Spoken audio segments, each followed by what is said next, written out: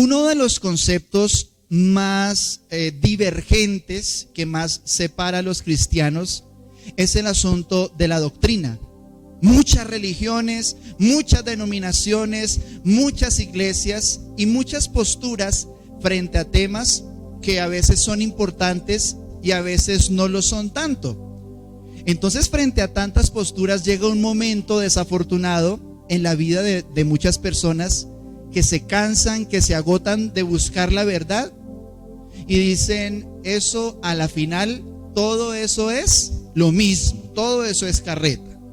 Sin embargo, las escrituras nos hablan de la importancia de tener, de conocer, de creer, de enseñar la sana doctrina.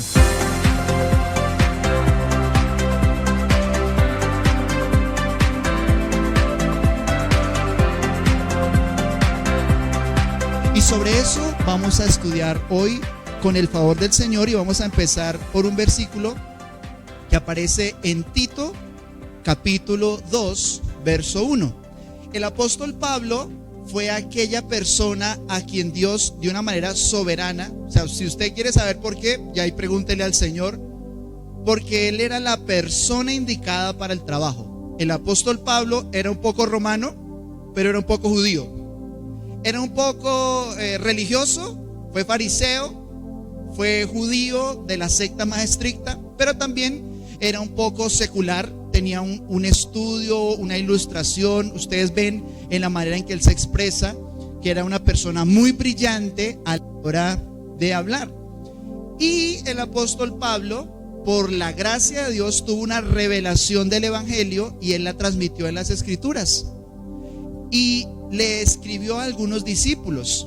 El apóstol Pablo tuvo discípulos, uno de ellos fue Tito, y le dice a Tito, pero tú habla lo que está de acuerdo con la sana doctrina, de donde podemos entender que hay doctrinas que son sanas y hay doctrinas que no lo están. Vamos a comparar con una persona. Una persona, cuando está sana, crece bien, camina bien, habla bien, se desenvuelve correctamente. Si no es estéril, se puede reproducir y puede desplazarse y puede ayudar a otras personas. Una persona que está enferma tiene una cantidad de limitaciones, o en su crecimiento, o en su desarrollo, o en su multiplicación. Y cuando la enfermedad se apodera de una persona, viene la muerte. Cuando nosotros recibimos, creemos, caminamos en la sana doctrina, nosotros vemos que la sana doctrina sana. ¿Usted cómo puede saber si está recibiendo o no, si está creyendo o no en una doctrina que es correcta, que es bíblica y que es sana? Jesús nos dio una fórmula para reconocer a los falsos maestros. Y dijo el Señor, miren, en los últimos tiempos van a venir muchos falsos, muchas personas que van a torcer mis palabras, muchas personas, y de eso ya vamos a hablar más adelante. Pero dijo, ustedes los van a identificar por sus frutos. Dijo el Señor, por sus frutos los conocerán. Eso es un versículo muy usado, pero si ustedes recuerdan, el contexto de esa advertencia de Jesús es cómo reconocer a los falsos maestros. Por sus frutos, dijo el Señor. Usted lo encuentra en Mateo capítulo 23, por sus frutos los conocerán. La sana doctrina sana el corazón. La doctrina que está enferma, que está corrompida, enferma y corrompe el corazón. Si usted escucha, si usted lee, si usted estudia la buena palabra de Dios, la sana palabra de Dios va a producir en usted una sanidad. Su corazón empieza a sanar, su pasado empieza a sanarse y su vida y su familia empiezan a crecer de una manera saludable. Por eso la advertencia que le hizo Tito al apóstol Pablo: mire, usted hable no toda doctrina, sino hable la sana doctrina. Y vamos a entender en esta mañana que mayor conocimiento nos trae un mayor y mejor discernimiento. El ejemplo que yo siempre pongo es un tío mío que él trabajaba en una buseta. Y yo me acuerdo que de niño en vacaciones yo me iba con él y él estaba manejando su buseta. Y ustedes se acuerdan que, bueno, ahora ya no tanto porque ahora hasta con tarjetas uno paga y ya hay sistemas ahí digitales. Pero me acuerdo que él estaba ahí concentrado en manejar y la palanca de cambios y la buseta y se le atraviesan y todo. Y con esta mano recibía y el billete y eso hacía maromas. Pero en medio de lo que él estaba manejando, de pronto cogía el billete y decía: señora, este billete está falso. Y delante de todos, ¿no? Qué oso uno pagar un billete, pagar el bus con un billete falso. Pero él tenía tan afinada la sensibilidad del dinero verdadero que desarrolló muy pronto una sensibilidad por el papel moneda que es falso. Muchas personas no pueden discernir cuál es una doctrina correcta, bíblica, espiritual de parte de Dios, de lo que es una mentira mezclada de filosofías humanas, mezclada de mentiras, de doctrinas de demonios y de torceduras. Porque mayor conocimiento, cuando usted se paladea más con la verdad, cuando usted saborea más la verdad de las escrituras, facilito usted va a tomar ese billete y usted dice: esa doctrina está equivocada, está falsa, es correcta, es antibíblica o es no bíblica. Pero eso se alcanza cuando usted se compromete en su corazón a conocer la verdad. Usted le pide al Señor, pero no basta con pedir. La verdad es que hay que invertir horas, meses, años, para que consistentemente se forme en el corazón una visión precisa del Evangelio, una visión cada vez más acertada y fina de quién es Jesús y de realmente cuál es el propósito de Dios y cuál es la doctrina sana que sana. Mateo 24:35 nos revela, entre otras cosas, por qué es importante conocer la palabra de Jesús. Dice: el cielo y la tierra pasarán, pero mis palabras no pasarán. Por eso yo le digo: mire, no se aferre tanto a este mundo. Este mundo es un proyecto fallido. No invierta todos sus recursos, toda su vida y todo su ser en un proyecto que tiene caducidad, que tiene fecha de vencimiento. Por eso el Señor también dijo: mire, no amen el mundo, no deseen las cosas de este mundo. ¿Por qué? Porque es como digamos, invertir en el Titanic una noche antes de que se hunda. Entonces, dice el Señor que aún esta tierra y este cielo van a pasar. Pero dijo: ustedes pueden tener la seguridad de que mis palabras no pasarán. Entonces, ¿usted de qué debería tener más conocimiento? ¿De este mundo o de las cosas del cielo? Las dos son importantes, pero la palabra de Jesucristo, la revelación del Señor, que nunca va a pasar, tiene que ser el norte de lo que nosotros somos y creemos. Juan capítulo 12, verso 48. El que me rechaza, esto dijo Jesús, el que me rechaza y no recibe, ¿qué cosa? O sea que uno puede supuestamente aceptar a Jesús, pero rechazar sus palabras. No es coherente con la verdad escritural que uno diga: yo creo en Jesús, pero sus palabras no me gustan en esta época. Sus palabras no se aproximan a lo que a mí me gusta, a lo que me enseñaron en la universidad, en el colegio, a lo que la vida me enseñó. Porque Jesús advirtió: el que me rechaza y no recibe mis palabras, ya va a tener quien le juzgue. Tiene quien le juzgue. ¿Quién le va a juzgar? La palabra que he hablado, ella le juzgará en el día postrero. Al final de los tiempos, todos y cada uno de nosotros si alguno aceptó a Jesús, pero también aceptó sus palabras, es libre de toda condenación. Amén. Ahora, si alguien rechazó a Jesús y rechazó a sus palabras, Jesús no lo va a juzgar, porque Él dice, yo no vengo a juzgar a nadie. Pero si dice, al final de los tiempos, las palabras que yo hablé son las que le van a juzgar. Por eso, mis hermanos, nunca rechaces a Jesús, pero nunca rechaces sus palabras. Entre otras cosas porque Jesús es la palabra de Dios hecha carne. Cuando nuestra fuente de enseñanza no solo es en término amplio la Biblia, no solo en términos amplios la palabra de Dios, sino que la fuente de nuestra enseñanza, de nuestro conocimiento, nuestra guía, son las palabras de Jesús, vamos a tener un norte preciso y claro. Una brújula que no solo nos lleva al éxito en esta vida, sino que es una brújula que trasciende a la muerte y nos permite saber quién es Dios y estar con Él para siempre a su lado y frente a frente.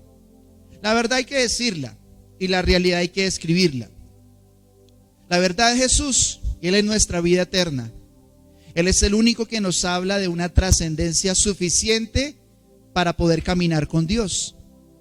Pero a veces la realidad grita muy fuerte.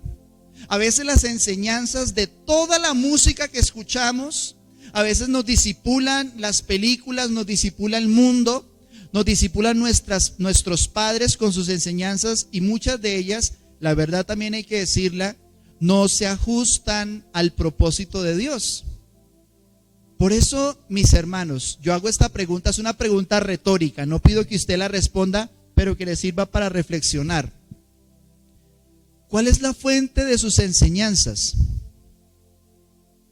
¿Usted en qué se basa? ¿A dónde va usted a beber cuando tiene hambre, cuando tiene sed? ¿A dónde se acerca usted? ¿A qué plato? ¿A qué mesa se acerca usted para no caer en el vacío existencial, para no llegar a una desesperación de que nada sirve, de que nada tiene sentido? Porque siempre que tú bebes de lo que no son las palabras de Jesús, vas a volver a tener sed. Pero si el Espíritu Santo es la fuente de tu enseñanza, vas a estar en paz, vas a estar saciado. No te destruyen las palabras de los hombres, ni te exaltan sobremanera las adulaciones de los demás. Ni la burla ni el aplauso te sofocan, porque tu norte son las palabras de Jesús. Y esperamos que Él nos diga, buen siervo fiel. En lo poco has sido fiel, en lo mucho te pondré. Pero debemos entender, y la verdad, para que nosotros nos enamoremos de la Biblia, para que nos enamoremos cada vez más de las palabras de Jesús, y salgamos de esa duda de que, lo escribieron los hombres, pero la traducción no es precisa, pero ¿quién dijo que eran 66 libros? Y los deuterocanónicos, ¿y por qué mi tía que es de tal religión me dijo tal cosa? ¿Y por qué en internet vi esta cosa? ¿Y por qué todo el mundo? ¿Y por qué los políticos y la filosofía y una cantidad de ideas? Solo por la fe entendemos la autoridad máxima de la revelación. Los filósofos, ¿cómo buscan la verdad? A través de la intuición, a través de la meditación, a través del diálogo, a través de los grandes filósofos hablaban a través de diálogos, y muchas personas piensan y buscan y quieren indagar la verdad en el ser, y una cantidad de ideas allí filosóficas. ¿Cómo buscan la verdad los científicos? El método científico dice que para encontrar una ley universal, esa ley debe aplicar precisamente en todo el universo. Que una ley tiene que ser una constante, no puede ser que aplique en un lugar y en otro no aplique. Entonces los científicos buscan la verdad, prueba, error, hipótesis, teorías y para llegar a unas leyes. Sin embargo, los hijos de Dios, los cristianos o las personas que vivimos por la fe, no le concedemos la autoridad máxima a la experiencia personal, ni a la reflexión personal, ni a la inteligencia, sino a la revelación de Dios.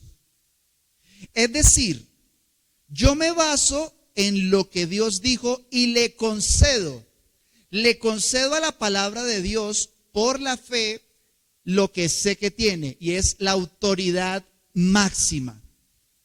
Dios, ¿por qué no me habla? Dios, ¿por qué no le habla a la humanidad? Bueno, Dios ya lo hizo. Envió su palabra diligentemente. Envió profetas desde temprano y sin cesar, dice la Biblia. Pero no solo envió profetas, sino envió a su Hijo.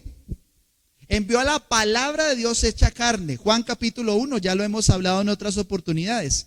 Juan capítulo 1 dice, y la palabra se hizo carne y habitó entre nosotros. No es posible que usted y yo maduremos en la palabra de Dios si no escuchamos a Jesús. No es posible. No existe la más remota posibilidad. Por eso es por fe. Porque yo acepto que Dios es tan justo que me mandó a su Hijo. Yo acepto que Dios es tan justo que su palabra se hizo carne y habitó entre nosotros, y le concedo a la palabra de Dios la autoridad máxima, a la revelación de la palabra de Dios.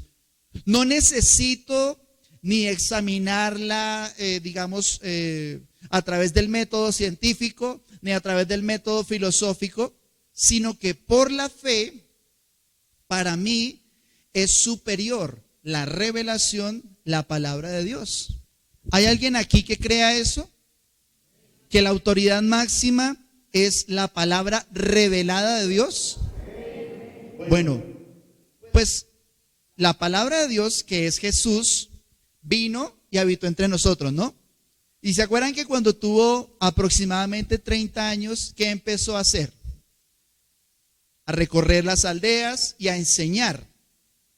Y él le transmitió la palabra de Dios, porque Jesús dijo, entre otras cosas, yo no les hablo por mi cuenta. El que me conoce, el que me envió, él me dio palabras y yo esas palabras las transmito. El que tiene oídos para oír, que oiga. Y formó en especial a 12 discípulos. ¿Y qué hacía con ellos todo el tiempo? Les dio palabra, la palabra dándoles enseñanzas y enseñándole a los apóstoles. Y estos apóstoles tuvieron un mandato de Jesús, que es la gran comisión. Ustedes vayan y enseñen lo mismo, hagan lo mismo. Mateo capítulo 28, verso 20.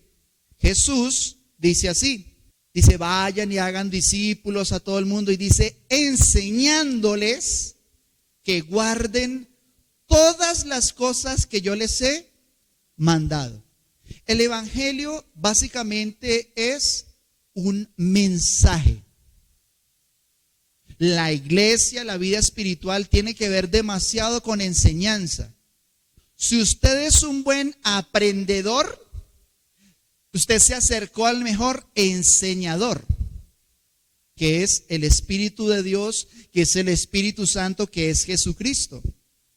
Por eso nosotros enseñamos.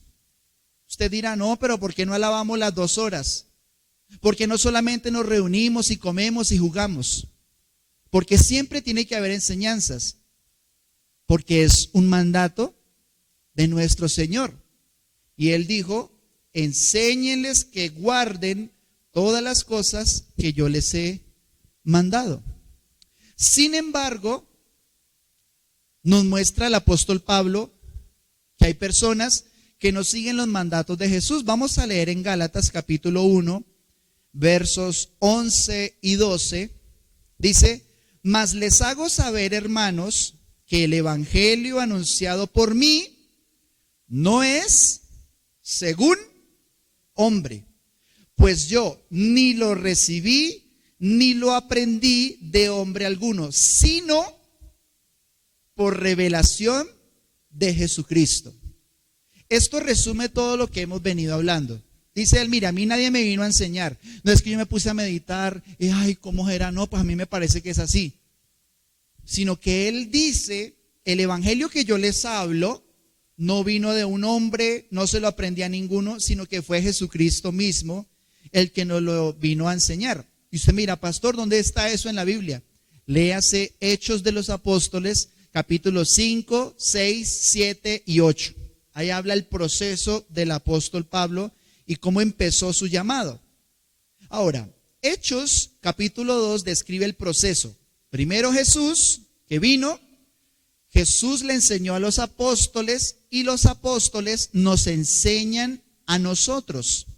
Hechos 2:42. Mire, esto es muy importante para que usted en internet no se confunda con una cantidad de mentiras que hay.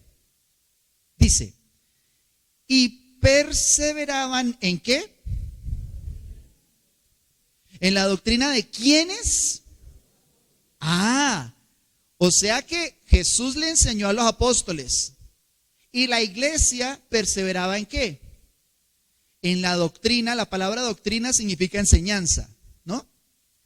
La doctrina de los apóstoles, en la comunión unos con otros y en el partimiento del pan y en las oraciones. Entonces, la iglesia primitiva, su éxito se fundamentó en que ellos seguían las doctrinas de ¿quiénes? Ya dijimos, Filipenses 4:9. Lo que aprendieron y recibieron y oyeron y vieron en mí, eso hagan. Y el Dios de paz estará con ustedes. Me llama mucho la atención que la carta a los filipenses fue escrita desde la cárcel. ¿Usted sabía que el apóstol Pablo lo metieron en la cárcel varias veces por seguir y por enseñar las doctrinas de Jesús? Mire, el apóstol Pablo nunca mató a nadie con una espada después de que se convirtió, pero era más peligroso que antes cuando sí mataba gente. Porque el evangelio es muy peligroso para este mundo. Si hay algo que el enemigo quiere robarle a la gente, es la fe en el evangelio. Está escrito, dice, el Dios de este siglo ha cegado los ojos del entendimiento para que no les brille, no les resplandezca la luz del evangelio. Si a usted le robaron el evangelio, le robaron todo. Pero dice el apóstol Pablo, mire, lo que ustedes aprendieron, recibieron y oyeron y vieron, hagan.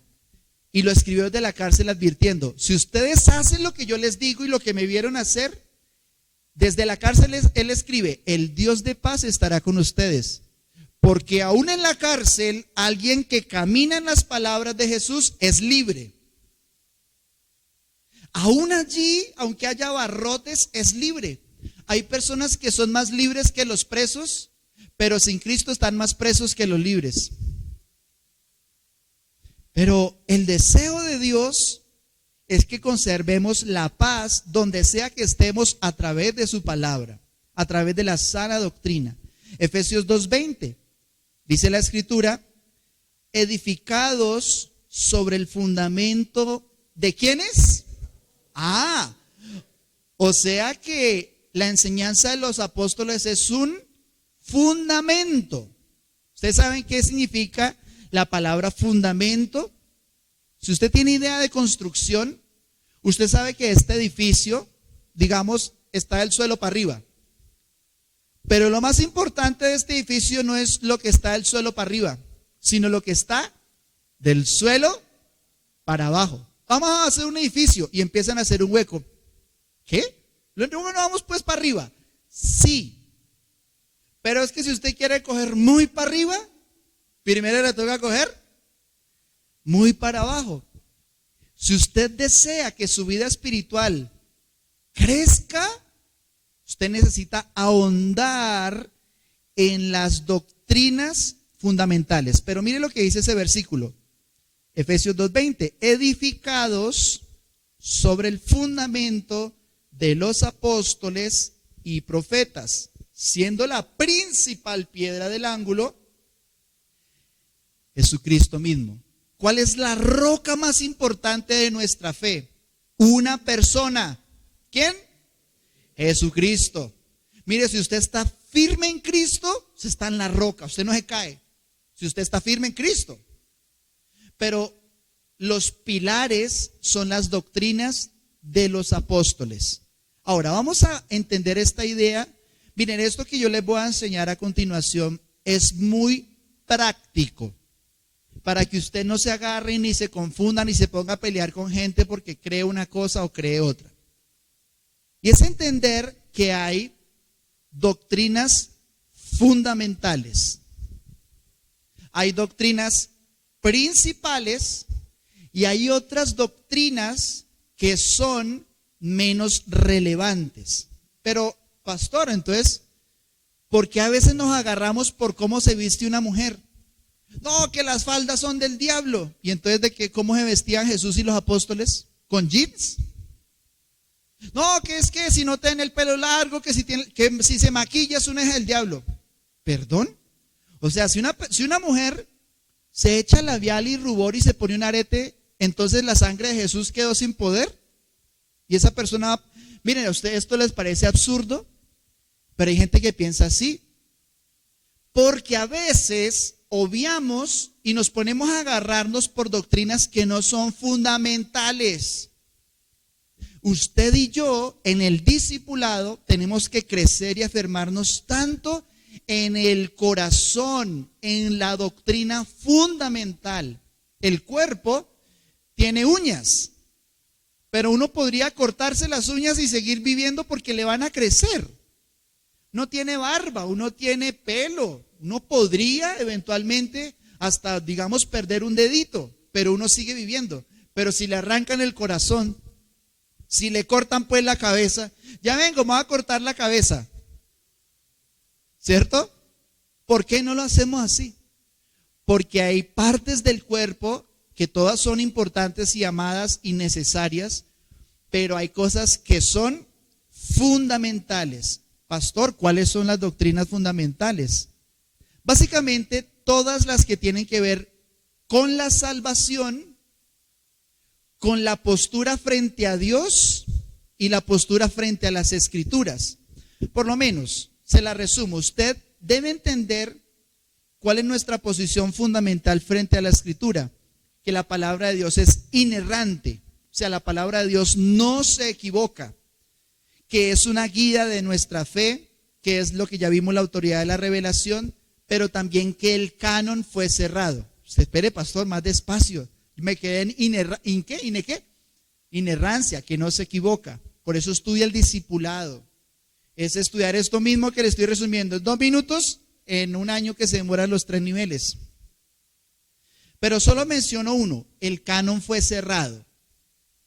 Es decir, el apóstol Pablo dijo, mire, en Gálatas usted lo encuentra. Mire, si un ángel del cielo, si ustedes reciben una carta como que si hubiera sido yo, o cualquier otra persona que venga a hablarles un evangelio distinto, dijo Pablo, esa persona sea maldita. Porque resulta que en la iglesia, donde estaban los de Galacia, a los que se les escribió la carta de los Gálatas, empezaron a mezclar cosas de los judíos con cosas que vinieron por Cristo. Y decían, listo, crean Jesús, pero circuncídese. ¿Cómo así? O sea que hay que circuncidarse.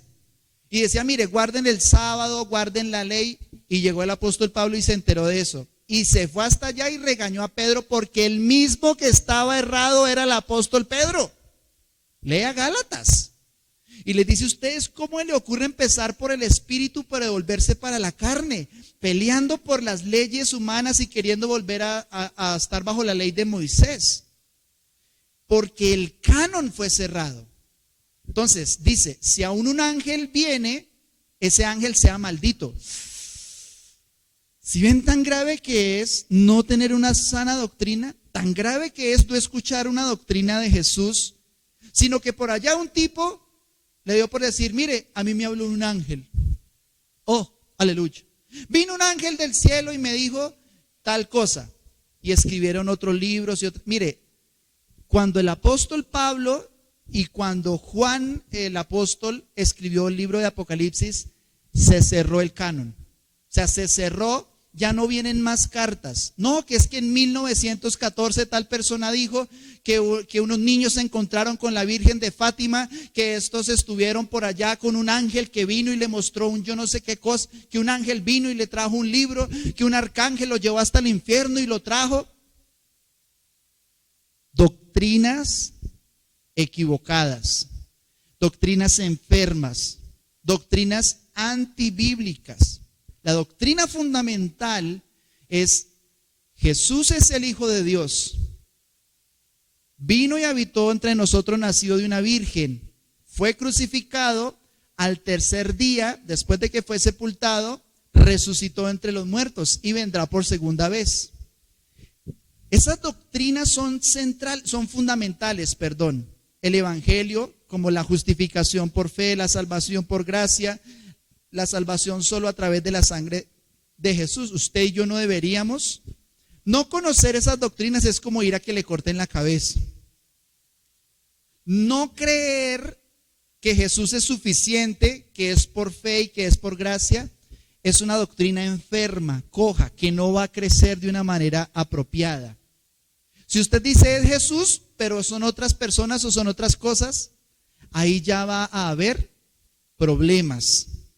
Pero hay doctrinas que son principales. Por ejemplo, esas doctrinas principales son el ayuno, qué significa o qué creemos del ayuno, la oración, qué son las vigilias, el matrimonio, la Santa Cena, los diezmos, las ofrendas, la alabanza, la adoración, una cantidad de enseñanzas que son principales, pero que no tienen que ver directamente con la salvación.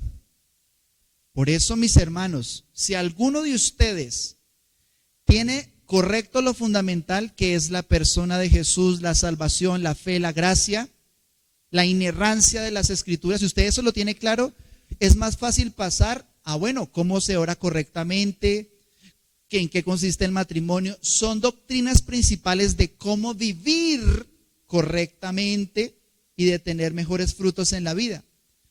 Pero también hay otras doctrinas, y esas doctrinas son complementarias. Por ejemplo, la amabilidad cristiana. O sea, si usted es amable o no es amable, usted no se va para el infierno, pero es mejor ser amable. ¿Sí o no? Ahora, otra doctrina complementaria, los ángeles.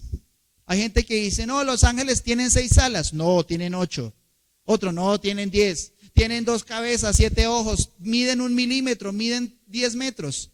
Mire, eso no afecta nada a su salvación. Cuando ya estemos allá en la gloria del Señor, yo creyendo que usted tenía 6 alas y el ángel ahí volando con 2 alas y resulta que no tiene ni siquiera alas. ¿Sí? Ángel, no, Ángel Yesid, mucho gusto. Mire, eso no afecta a su eternidad. Pero si usted no cree que Jesús es suficiente y que su sangre le perdonó todos los pecados, ahí sí usted tiene problemas. Porque no es una doctrina complementaria o accesoria o de crecimiento. Por ejemplo, la vestimenta de los hombres y de las mujeres. Mire, eso uno no empieza por allí. Uno empieza siempre por Jesús, siempre por su sangre, siempre por la cruz, siempre por la gracia, siempre por la fe. Ese es el comienzo, realmente, el perdón de los pecados. Otra doctrina, la prosperidad financiera. Ese no es el centro, ni es el comienzo, ni es el inicio de todo. Hay gente que tiene aflicciones financieras porque no sabe administrar bíblicamente, pero con los bolsillos vacíos se va para el cielo. Porque la prosperidad financiera es una doctrina bíblica clarita. Ahora, yo no creo en el evangelio de la prosperidad, pero creo en la prosperidad del evangelio. Porque hay gente que vive solo para hacer plata y usan la palabra de Dios para eso. Sin embargo, hay gente que ama a Dios y le sirve a Dios y todo llega por añadidura. Sin embargo, Dios es fiel. Y dice la Escritura, no he visto un justo que mendigue pan. Porque así somos los hijos de Dios.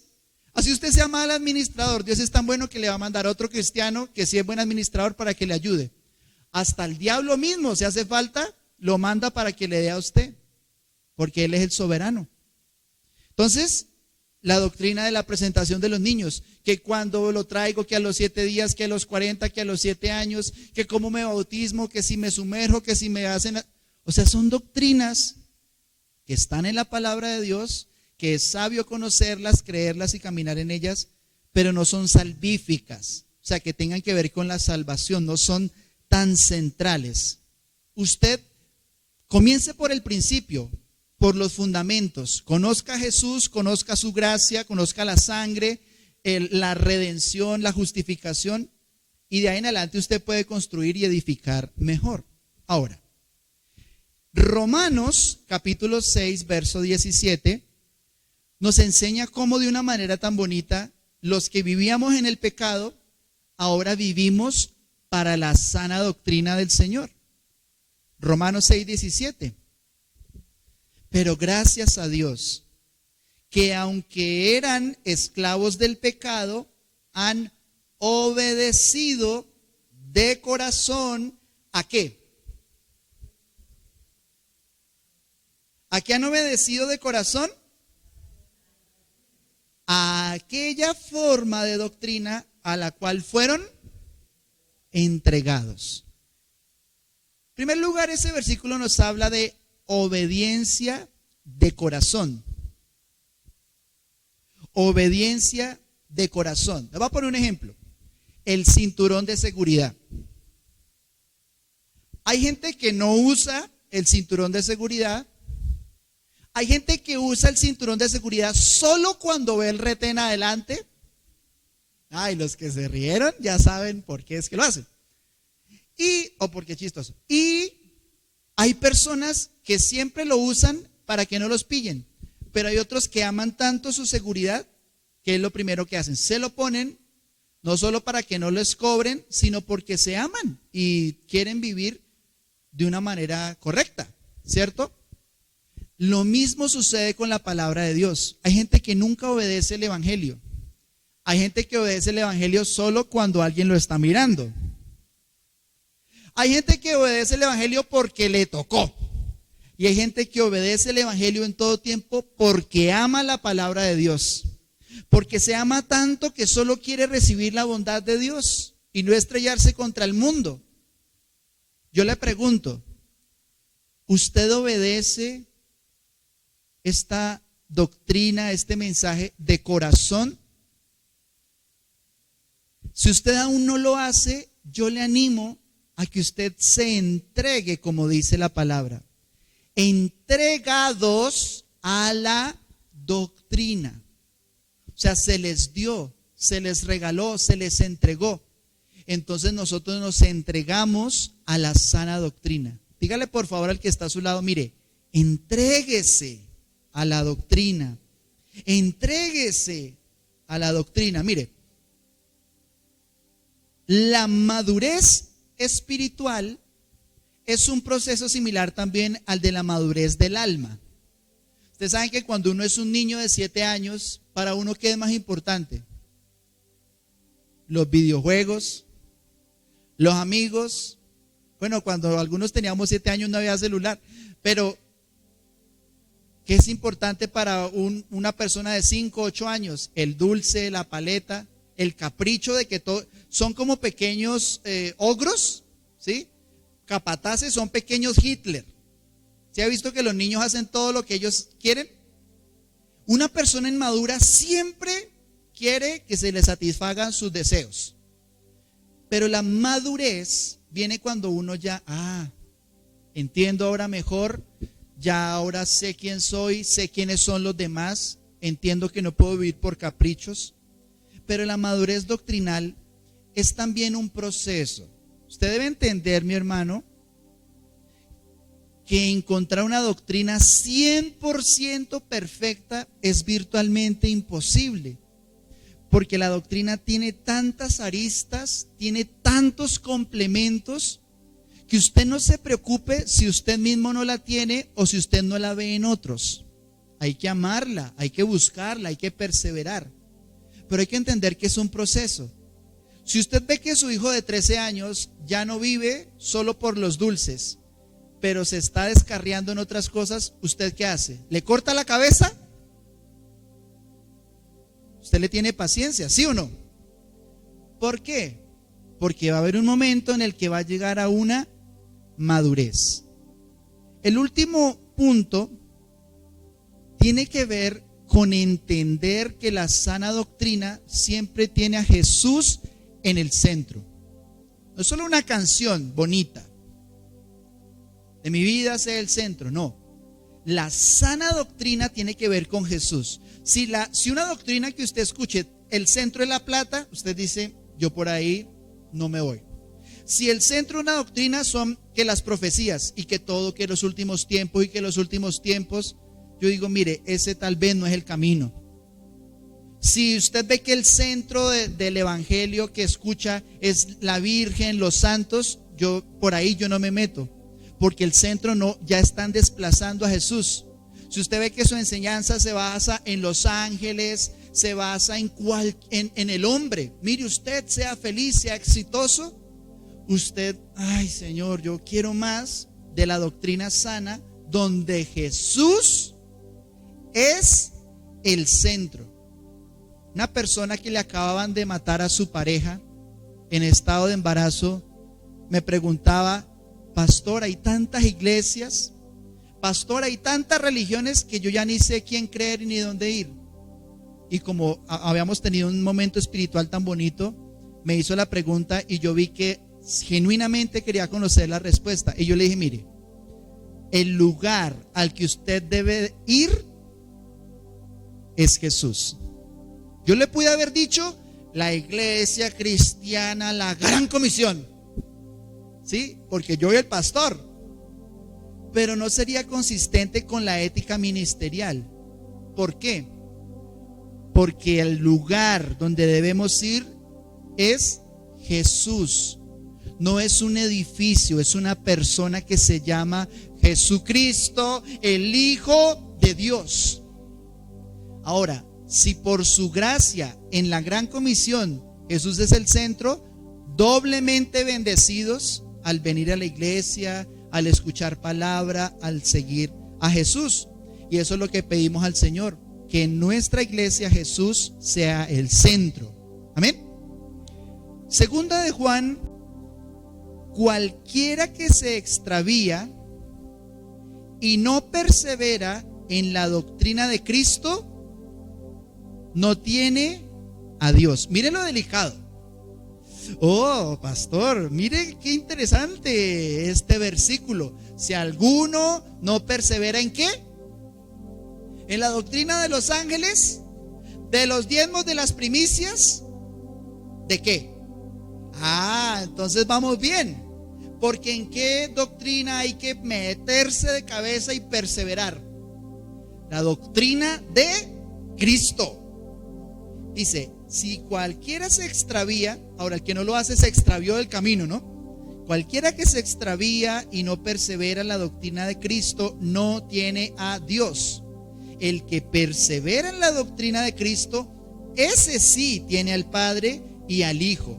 Si alguno viene a ustedes y no trae esa doctrina, no lo reciban en la casa ni le digan bienvenido, porque el que le dice bienvenido participa en sus malas obras. Desviarse de Cristo trae malas obras, trae extravíos, pero hay que perseverar en la doctrina de Cristo y separarse de los que fracasaron de esa doctrina. Yo descubrí que con el tiempo cada vez desarrollé un rechazo cuando alguien me habla de parte de las escrituras, pero no tiene a Jesús en el centro. Yo escucho, sí, yo escucho, bueno, habla, predica, ministra, canta, comparte. Bueno, ¿y Jesús qué me hizo? Miren, hay enseñanza, hay predicaciones que yo digo, bueno, ¿y Jesús? ¿Dónde estaba pues? Porque el centro de todo tiene que ser Jesús. Colosenses 2:8. Miren que nadie los engañe, por medio de filosofías y huecas sutilezas, según las doctrinas de los hombres y no según... ¡Ah, qué interesante, pastor! O sea que usted me está diciendo aquí que en la Escritura nos advierte que todo lo que no se basa en Cristo puede estar lleno de filosofías humanas, de doctrinas huecas, llenas de sutilezas. Sí, es lo que advirtió el apóstol Pablo. ¿Saben por qué? Porque toda sana enseñanza contiene advertencias frente al engaño. Si usted pone a la verdad y a la mentira una al lado de la otra, usted rápido se da cuenta que es falso, que es mentira. Por lo menos usted pone un billete de 50,000 al lado de un papelito que alguien le dibujó 50,000. Usted pone y usted rápido se da cuenta, porque la verdad y la mentira se distinguen. El problema es el engaño. El engaño, para que funcione, tiene que ser muy parecido a la verdad. Si usted le mete en un billete de 50 falso, ¿es por qué? Porque es muy parecido al original. Sin embargo, no vale ni un peso. Pero la verdad de Jesús, el evangelio basado en Cristo, es nuestra riqueza, es toda la bendición del cielo. Vamos a ver en Hechos capítulo 20, versos 29 y 31, otra advertencia que hizo el apóstol Pablo. Esto es muy fuerte lo que estamos a punto de leer, muy tremendo. Dice: yo sé, dice el apóstol Pablo, yo sé que después de mi salida vendrán en medio de ustedes falsos maestros como lobos rapaces, y no perdonarán al rebaño. Incluso algunos hombres de su propio grupo se levantarán y distorsionarán la verdad. ¿Para qué? Para poder juntar seguidores. Hay gente que cuando ve multitudes no los ve como gente que necesitan ser pastoreadas, sino como una fuente de recursos.